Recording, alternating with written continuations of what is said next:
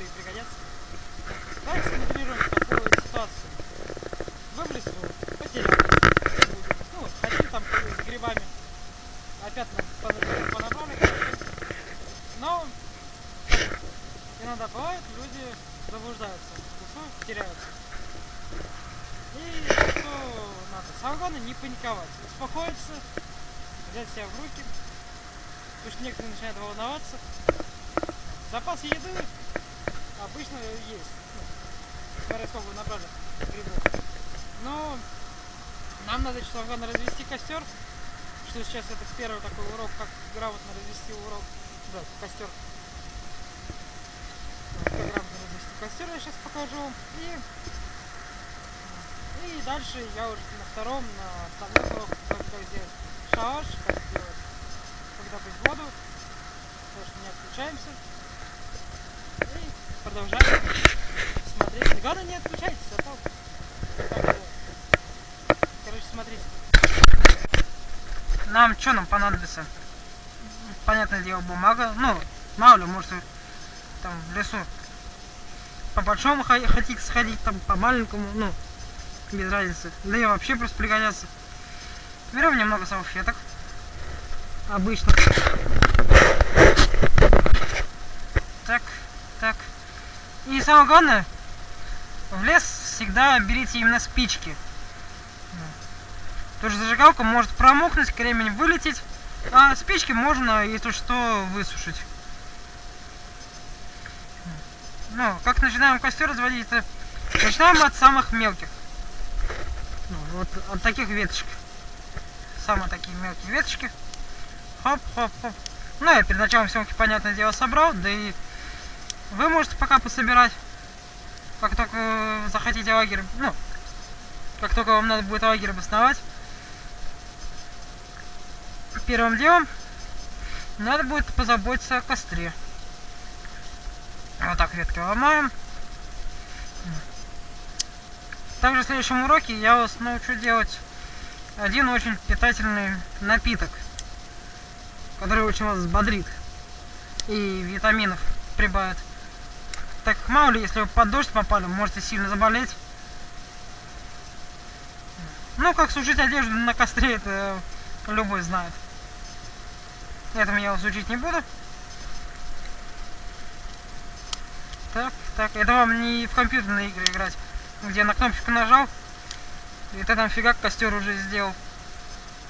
Здесь все в реальной жизни, все пострашнее, все посложнее. Главное знать, чем питаться. Ну, это я вам покажу. Не забывайте ставить лайки, там подписываться на канал. Ну, чтобы не пропустить мои уроки. Короче, вот, небольшой костерчик такой сделан. Ну как, это, конечно, не костерчик, а так фигня. Маленькие веточки положили, теперь потолще. Потолще. Можно уже, в принципе, поджигать. Сейчас еще, подождите, пару веток закину. Опа. Хоп.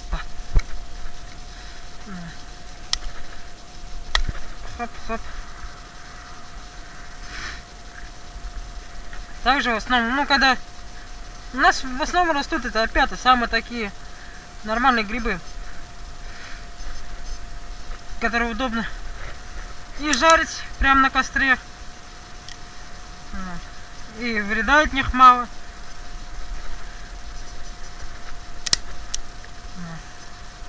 Это вот смотришь сейчас, что сейчас современная молодежь играет, всякие выживания. Это, ну, на компьютере в выживание играть, ну, это легко. Там пошел, пособирал, фигак из консервных банок там дом собрал посреди леса. Или из 2 бревен целый 5-этажный дом. Ну, от самого главное, да, именно спички берем. Оп, поджигаем. Да, кстати, если у вас нет бумаги, то берите именно кору, берете. Да, чтобы с собой нож взяли. Так что берите кору, и березовая кора просто лучше всего горит. Если что-то упустил, то меня можете в комментариях там поправить, дополнить. чтобы я в следующем выпуске знал, что делать.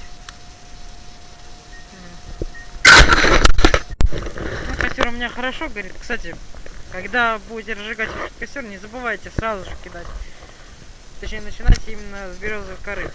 Бумажка, березовая кора, причем ее много надо. И остальные уже веточки так, для красоты.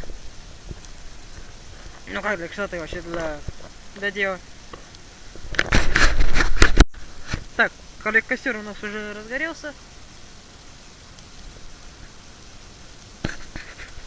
Вот. Все хорошенько горит так. Вот. И самое главное, когда будете разводить костер, сначала бумажку, потом уже березовую кору. И тогда у вас костер нормально так разгорится. Всем желаю удачи, не заблудиться. Ну и не забывайте ставить лайки, там подписываться на канал.